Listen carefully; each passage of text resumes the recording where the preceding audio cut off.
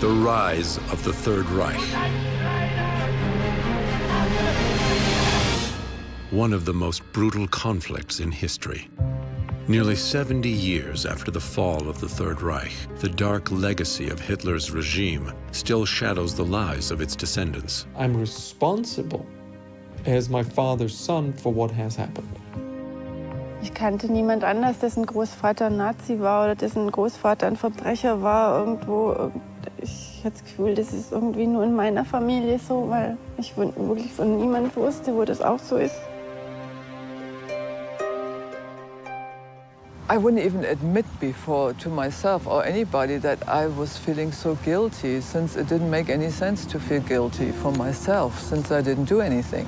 Altaussee, Austria, was considered the Nazis' nest. Today, its peaceful landscape belies its dark past. It has become a destination of reconciliation and dialogue between descendants of Nazis and of Holocaust survivors.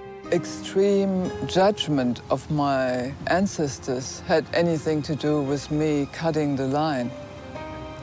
To maybe, I mean, there was an element of it, to be afraid to bring somebody maybe who has part of that monster in them.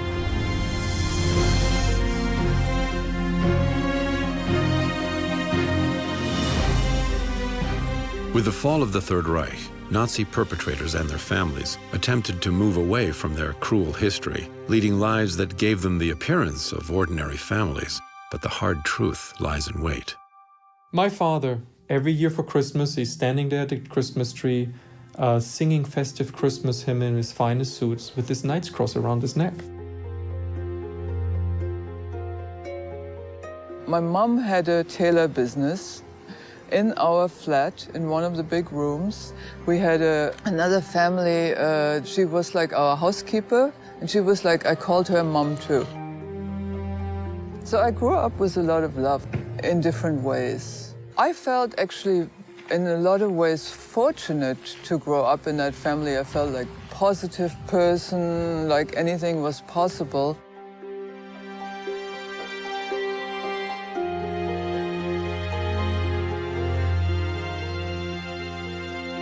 Ich komme aus einer ganz normalen Familie,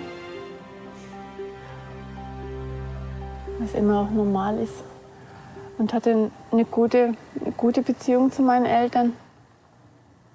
Aber über Dinge, die richtig schwierig sind, haben wir zu Hause nie gesprochen. My father was a war hero.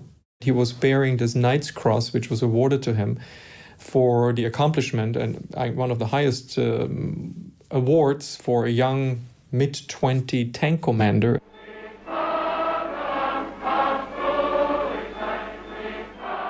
Bernd's father, who believed he had served his country with honor, was unable to reframe his accomplishment in the face of Germany's defeat and remained stubbornly proud of his role in the war.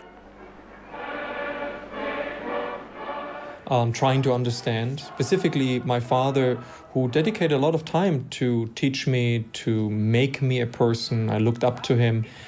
And on the other hand, he's telling me stories about him in the war, and I didn't know what kind of war he was talking about. I was a child.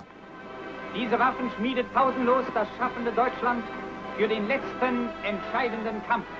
As I remember, always told me that the war was the best time in his life and that he was very proud of his accomplishments. Fällt mir nicht leicht, über meine Familie zu sprechen und über meinen Großvater. What was a source of pride for their ancestors, the descendants experienced as a source of despair. Als ich Kind war, da gab es den Großvater eigentlich überhaupt gar nicht in der Familie. Und ich weiß auch nie, warum ich nie gefragt habe über den Großvater. Ich dachte wahrscheinlich, der ist schon tot oder keine Ahnung. It was, I think, more in my teens that I started realizing what was going on there, that I started researching it, that the Holocaust came up.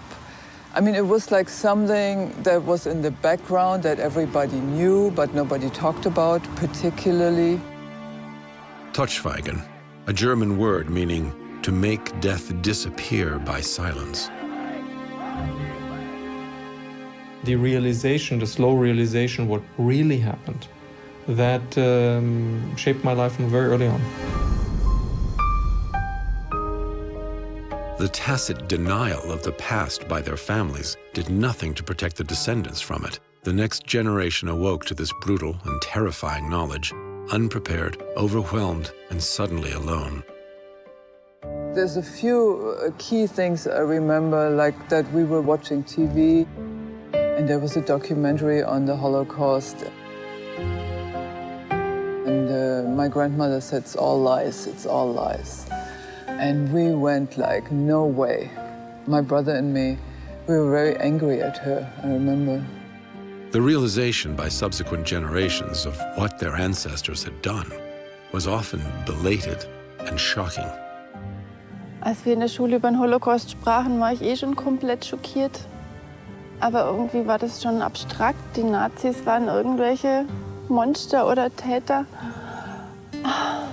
Und plötzlich war es mein eigener Großvater. Friedrich Wilhelm Boger, Ursula's grandfather, was an SS Hauptsturmführer at Auschwitz, an SS staff sergeant. He devised the Boger swing. The victim was bound hand and foot, set swinging from a beam, and whipped, often to death. Boger, the architect of this sadistic instrument of torture, described its cruel purpose this way: "We helped those too tired to go on." Ich kannte niemand anders, dessen Großvater ein Nazi war oder dessen Großvater ein Verbrecher war irgendwo. Ich hatte das Gefühl, das ist irgendwie nur in meiner Familie so, weil ich wirklich von niemandem wusste, wo das auch so ist. Und ich komplett allein einfach damit war. Und ich hatte nächtelang Albträume, schlimme Albträume. I was ashamed to face the fact that my father was not a hero. Yes, he was a hero for himself, was awarded a cross, a Knight's Cross, which I deeply resented over the course of time. It was for me literally the embodiment of evil. Bernd's father, Arthur Vollschlager, confers with Heinrich Himmler, Reich SS leader and chief of the German police. The consummate German officer, he wears the Knight's Cross, which acknowledges his bravery in breaking through Russian lines to conquer the town of Orel. Adolf Hitler awarded the cross personally. One of the youngest tank commanders in the German army, Vollschlager took part in the most critical battles in the Second World War. Bernd's father's support of Hitler's regime did not waver in the years after the war.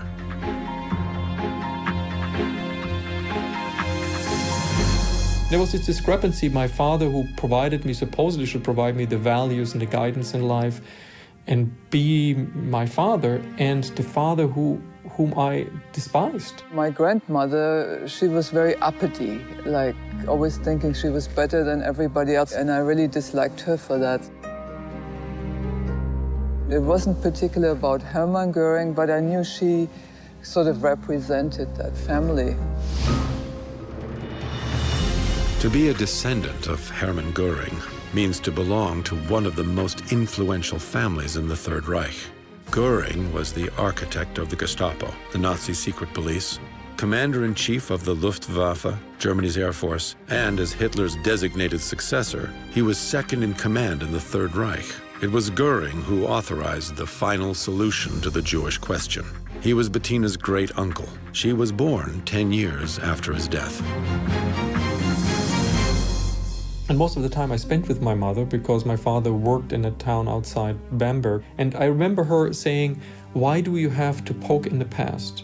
We all suffered. We were all victims." And I couldn't believe that.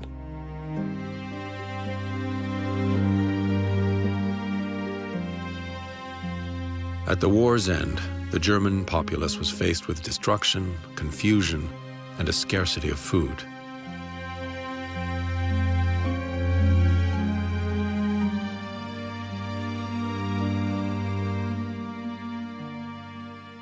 She could not understand that I was identifying and searching answers from the victims of the Nazis. But for Bernd, the suffering of the German population after the war had no parallel to the cruelties perpetrated by the Nazi regime.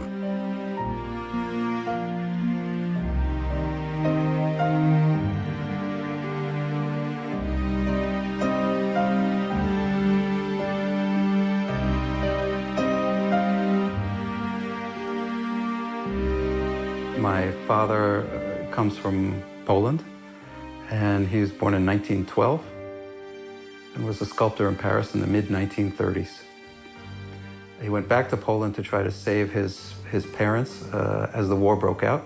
He ended up in the Lodz ghetto with much of his family, and then he ended up in Auschwitz concentration camp, and from Auschwitz to a smaller labor camp called Gerlitz.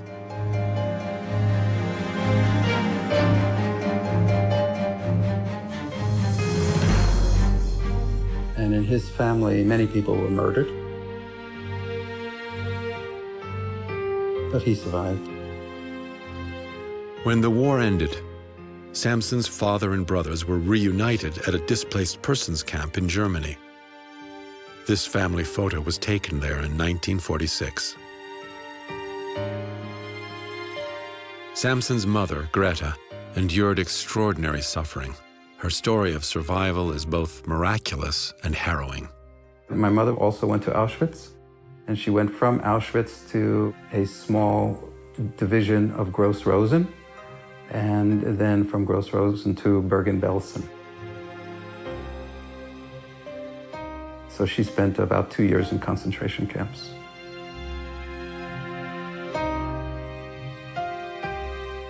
She had a very hard experience and became what is known as a Musulman. These are people who are walking dead.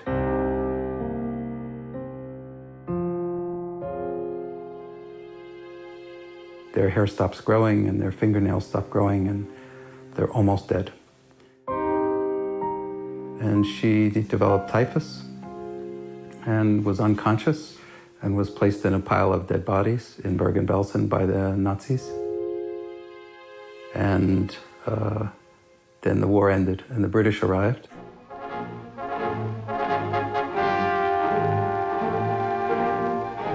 And she heard them because she had awakened in this pile in the dark with bodies over her. 13,000 people died in the weeks following liberation. For them, and so she called out to them and startled them because a voice came from the pile of bodies. And they dug her out.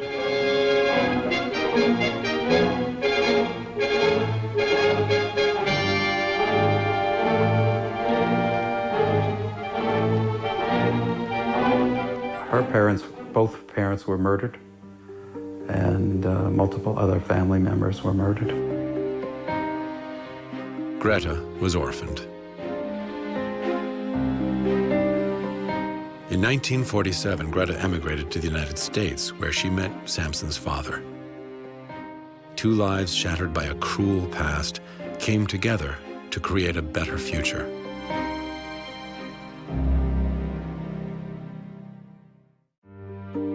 Destruction, shattered lives, family ties broken. This is the legacy of the Third Reich, a new language of cruelty that has marked the lives of the descendants of the victims and perpetrators of the Holocaust.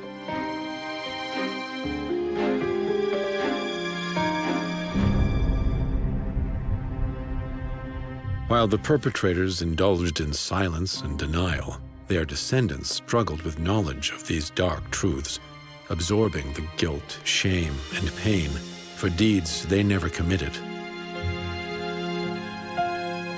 It's really looking into the darkest darkness of that whole issue of my uncle, of my guilt. Do you still say that neither Hitler nor you knew of the policy to exterminate the Jews? Soweit es mich betrifft, habe ich gesagt, dass I already have said that not even approximately did I know to what degree this thing took place. You did not know to what degree, but you knew there was a policy that aimed at the liquidation of the Jews.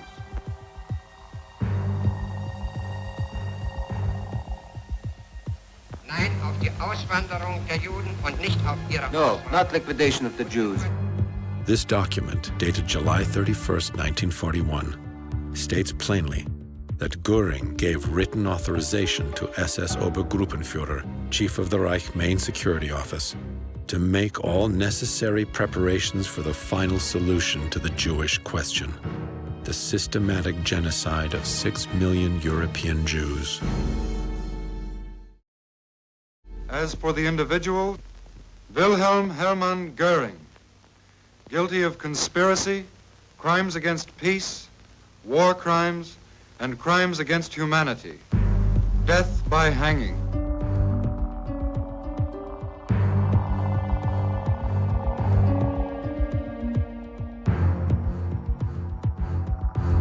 Hermann Göring, a key figure in the Third Reich, commander of the Luftwaffe, architect of the Gestapo, and Hitler's designated successor, is placed in solitary confinement to await the execution that never arrives.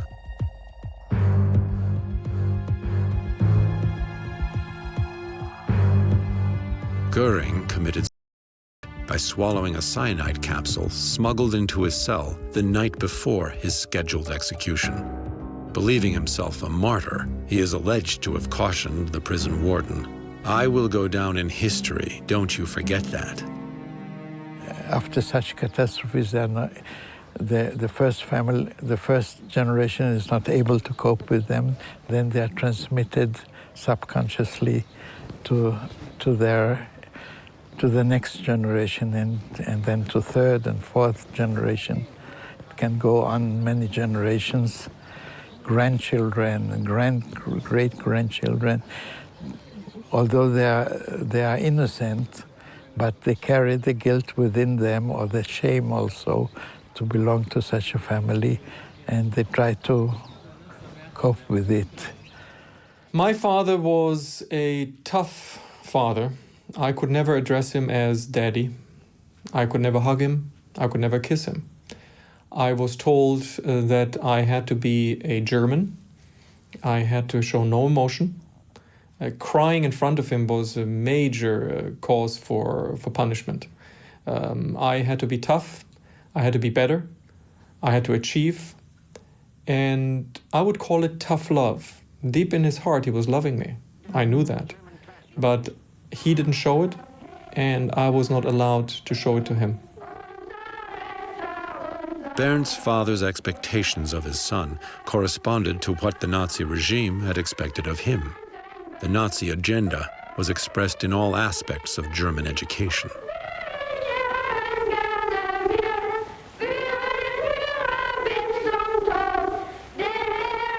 In 1933, there was a propaganda book published called Die deutsche Mutter und ihr erstes Kind, the German mother and her first child, about how to raise your children, and which means personal needs and emotion had to be repressed.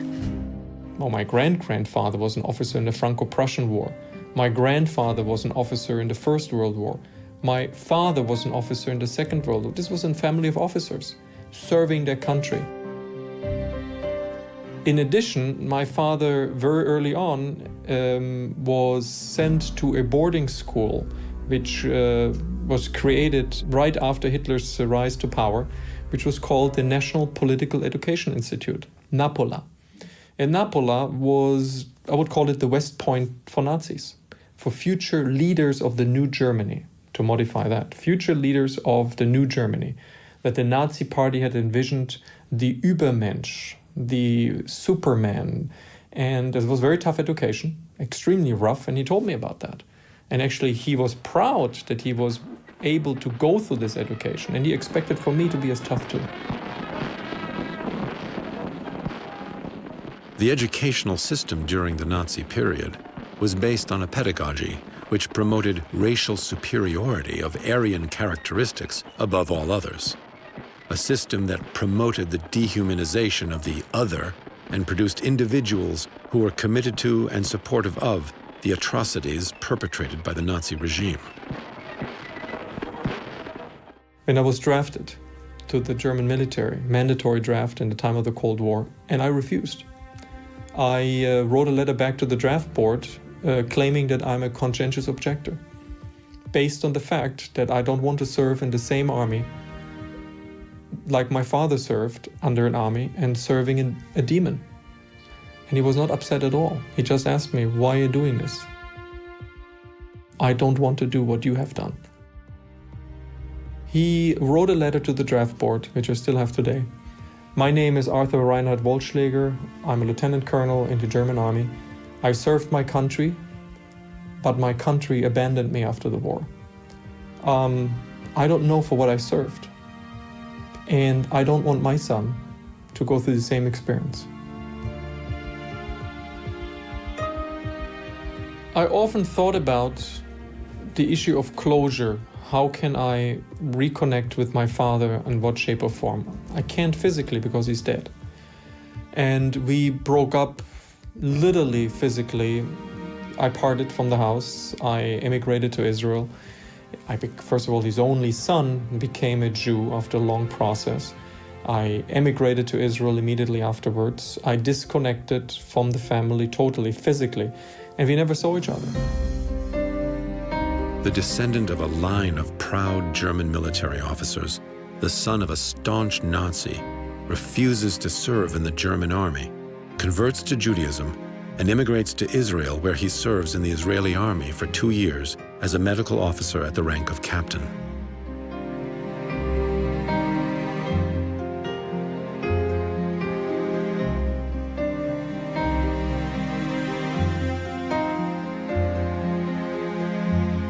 I often envisioned if he would have sit down with me one day and said, son, I need to talk with you about that. This is what happened. This is what I saw. I'm deeply sorry. I cannot change it. I'm proud for what I did as an officer, but I'm ashamed what my country did.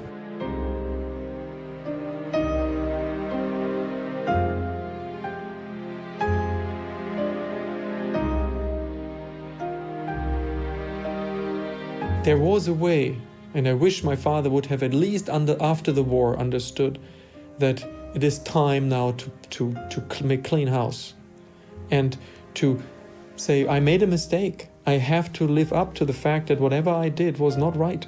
And I should not reconnect to my old comrades, celebrating the good old times, making my son aware that this was the best time of my life. How could it have been the best time of your life if you ignored the fact which you knew? My father knew what happened. He told me one day. And one day he admitted to me point blank, yes, we knew. So what? You should have at least realized and said, and not glorify the war to me. I would have loved you as a father anyway. But now I cannot respect you. The Nazi regime left its mark on the lives of all Germans for decades to come. Not only the lives of these children, but in turn the lives of their children, often the indirect victims of Nazi education. Berlin, soon after the war. The ghosts of the Third Reich wander among the rubble of a destroyed city. The birth of a new generation is not enough to dispel them. Despite the fact that Betina was born nearly a decade after Göring's death by her familial connection continues to be a source of personal struggle. There have been so many different stages in that process. I mean, there was a time in my teens, then later when my father died, and I wasn't that ready to really talk publicly. Oh, it was still processing, and it only started really with this Bloodlines documentary.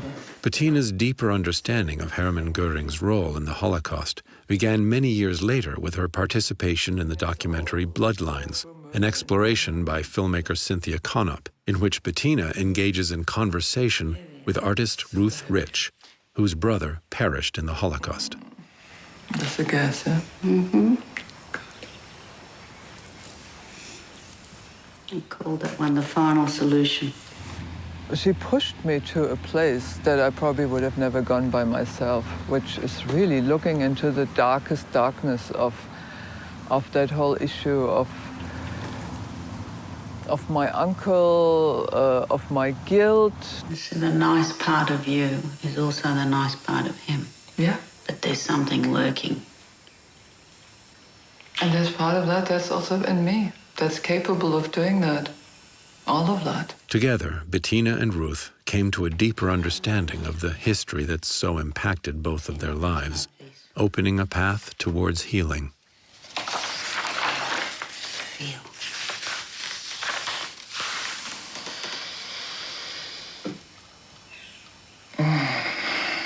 I wasn't particularly clear until we did the Bloodlines documentary how involved he was in the Holocaust himself. I mean, in some ways I knew he was involved, but that he was more directly involved, I wasn't aware of.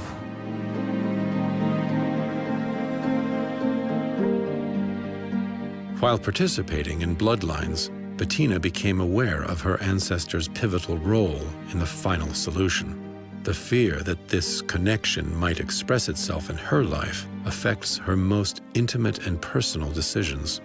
Like in that scene I grew up with, in the hippie scene, alternative scene, it was very common not to have children in my generation. I definitely had big issues with having children and not having children. I knew I had issues and I didn't know why. In an interview at Nuremberg, Hermann Göring made this disturbing prediction. "I have always been interested in family history. Chromosomes are funny things, aren't they? They may skip a generation, and you can find children who resemble the grandfather rather than either parent. Heredity is more important than environment. Blood will tell." My extreme judgment of my ancestors had anything to do with me cutting the line. To maybe, I mean, there was an element of it, to be afraid to bring somebody maybe who has part of that monster in them.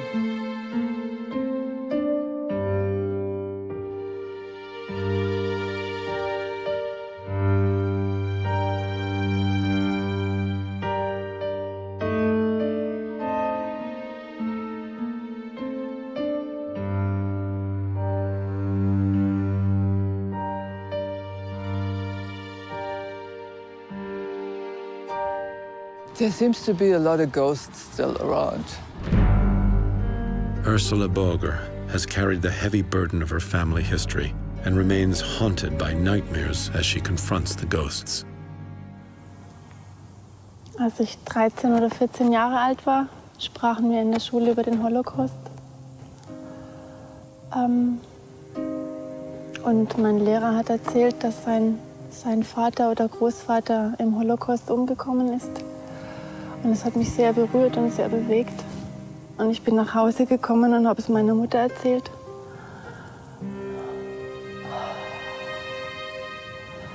Und alles, was meine Mutter damals sagte, war, ja, dein Großvater war auch in Auschwitz, aber als Täter. Und das war alles, was sie sagte damals. Und ich hatte damals das Gefühl, ich verliere komplett den Boden unter meinen Füßen. Ich wusste nicht, mit wem ich drüber reden kann. Es war irgendwie klar, in unserer Familie wird nicht darüber geredet. Wilhelm Borger, Ursula's grandfather, a principal actor in the crimes committed at Auschwitz, continued his life and work with impunity.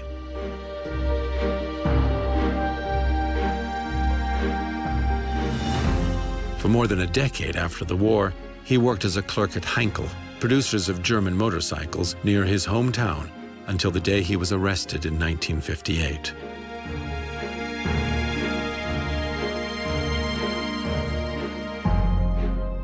When this happened, Ursula had not yet been born. Only in the mid-1990s did she discover the painful truth. Und dann hat viele Jahre später, als ich 24 war, mein Bruder mir am Telefon erzählt, dass es eine Dokumentation gibt, ein Buch über den Auschwitz-Prozess, wo mein Großvater einer der Angeklagten war.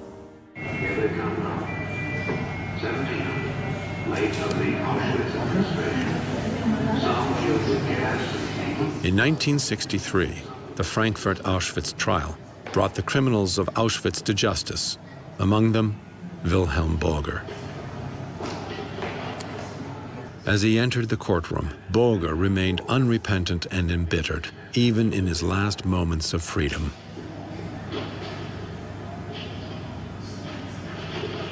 Vor einem Jahr am Anfang eines Prozesses, der bereits jetzt als Auschwitz-Prozess in die deutsche Geschichte eingegangen ist.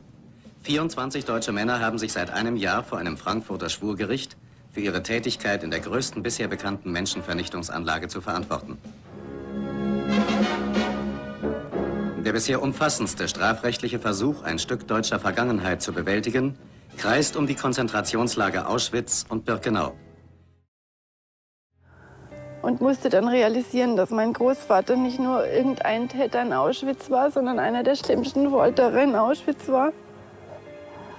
Und ich glaube, in dem Buch zu lesen, ist für jeden absoluter Horror. Es ist einfach so unmenschlich und so brutal, was dort beschrieben wird. Oh. What follows is testimony given by Hermann Langbein, secretary of the International Commission of Auschwitz and a survivor of the infamous concentration camp. Ich habe gesehen, wie er einmal zum Verhör gerufen worden ist.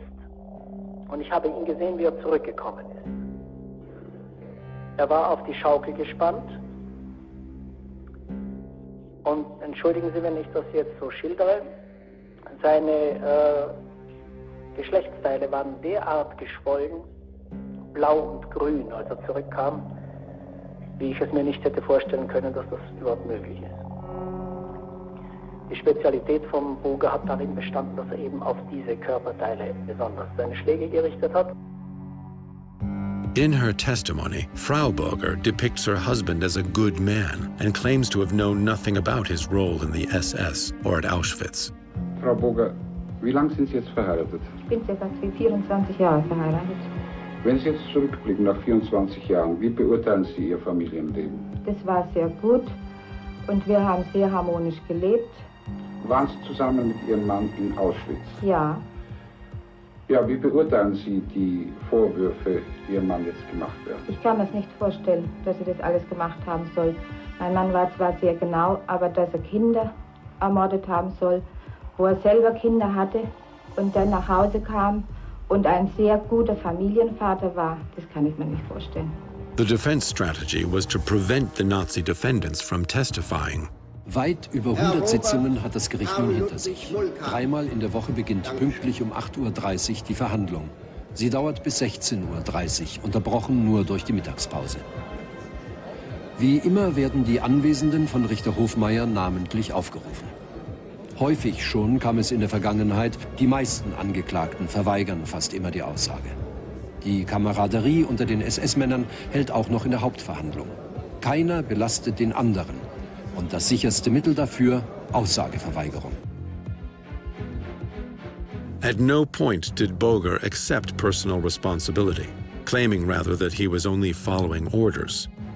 In 1965, 20 years after the end of the war, he was sentenced to life in prison and died in 1978 when Ursula was 7 years old. Despite never having met her grandfather, Ursula bears the mantle of her grandfather's legacy with pain and confusion, often struggling to speak about it, so overwhelmed is she by the gravity of her grandfather's crimes.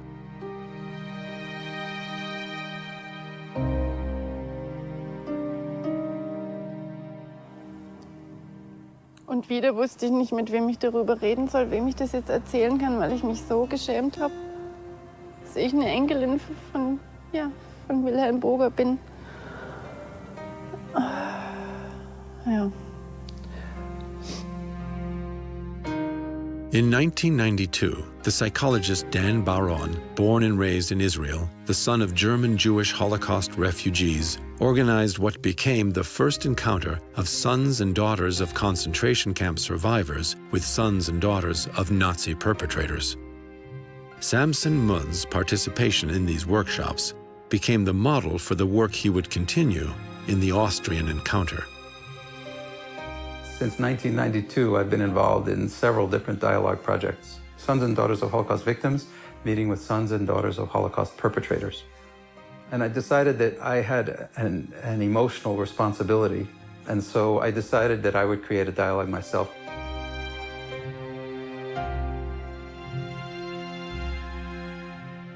Altaussee is a destination of reconciliation for the descendants of Nazis and Holocaust survivors to come together for the Austrian Encounter.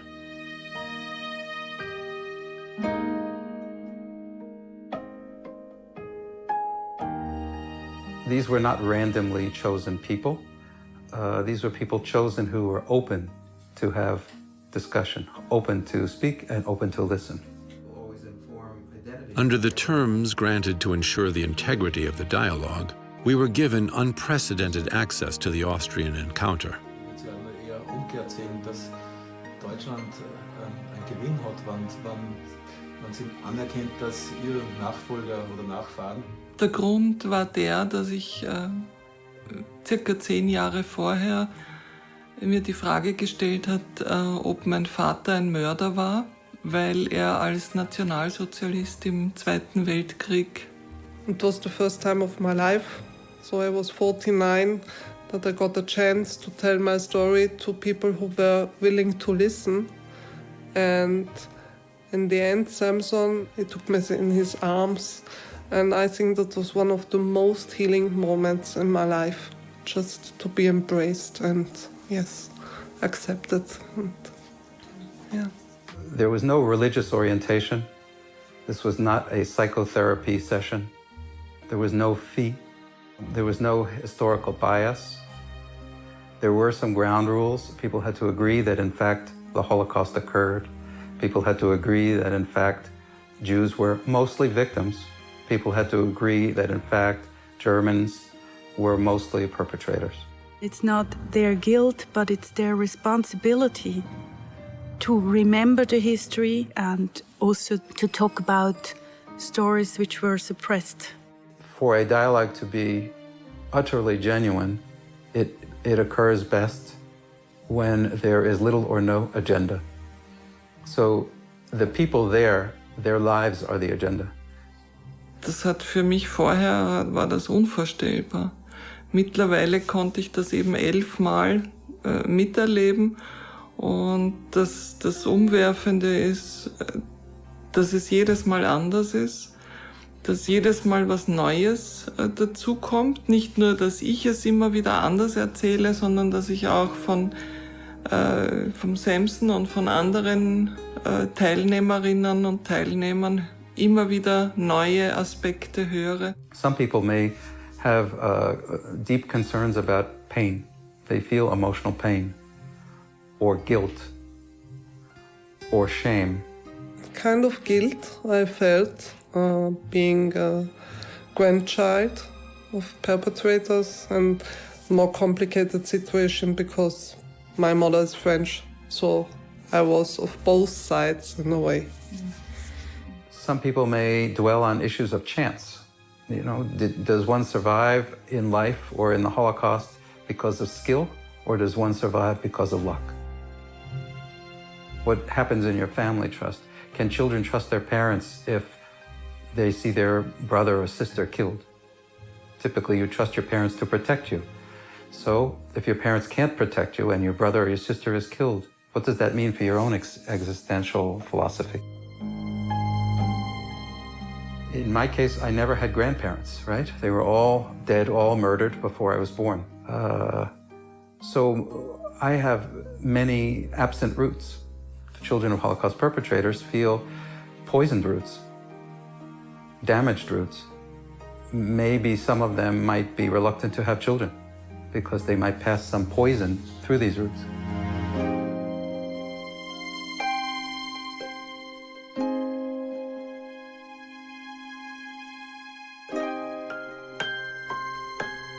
Then I'm no longer so interested in Jewish or not Jewish, or German or not German, or being part of this group.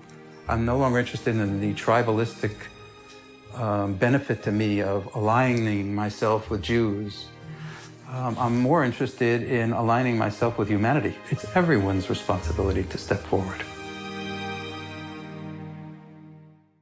After such an enormous catastrophe, reactions can be overwhelming and life-changing.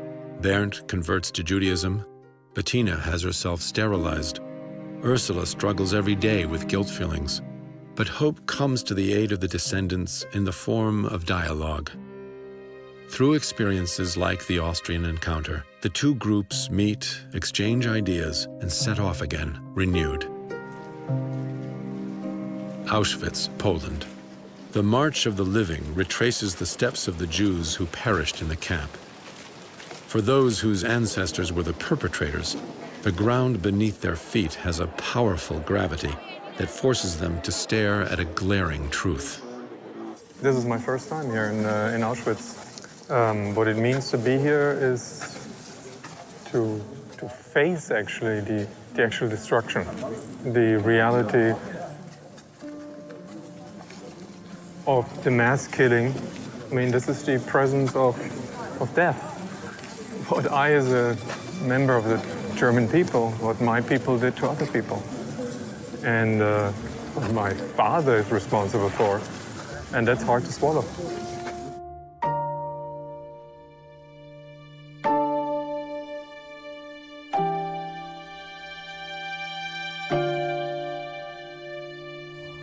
It's important to bring my daughter because, as a family, to connect between the past, the present, and the future. Because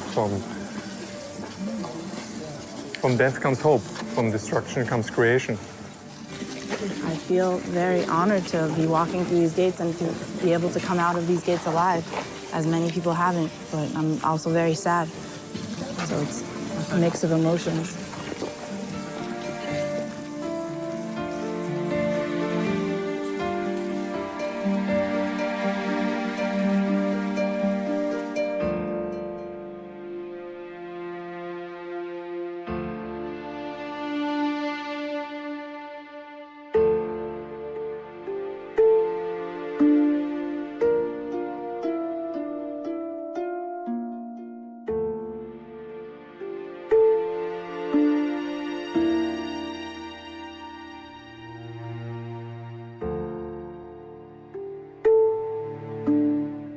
Here, at the site that memorializes the cruelty and atrocities of Hitler's regime,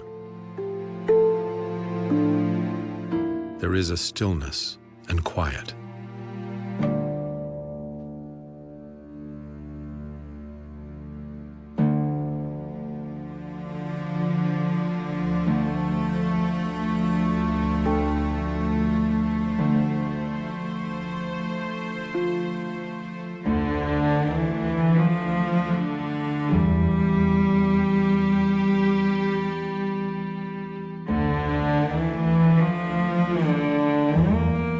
This from The Black Hole of Auschwitz by Primo Levi, Italian writer and Auschwitz survivor.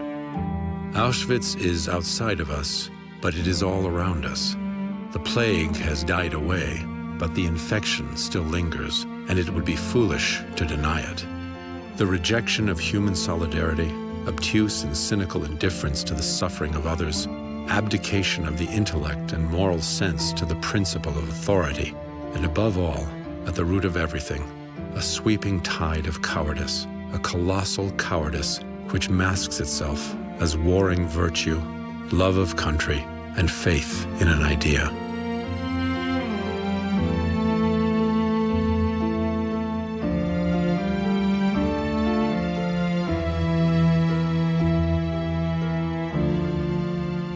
The past cannot be unwritten, but through their dialogue and public engagement with this painful history, the participants hope to create a new narrative. For this reason, in 2010, Ursula and Betina participated in Repair the Future, a gathering between generations in Weimar. I have a heritage that comes from Nazis and anti-Nazis, and I had to deal with it my whole life, or I chose to do it, and I think it would be very healing for a lot of Germans to face up to that situation, to be encouraged. Dass da vielleicht noch mehr Leute in meiner Position, also nicht unbedingt mit so einem Namen, aber jeder hat ja irgendwo in der Familie jemanden, der Täter war damals. Diese komische Sache, unsere Familie, da haben wir ja Liebe auch mitbekommen.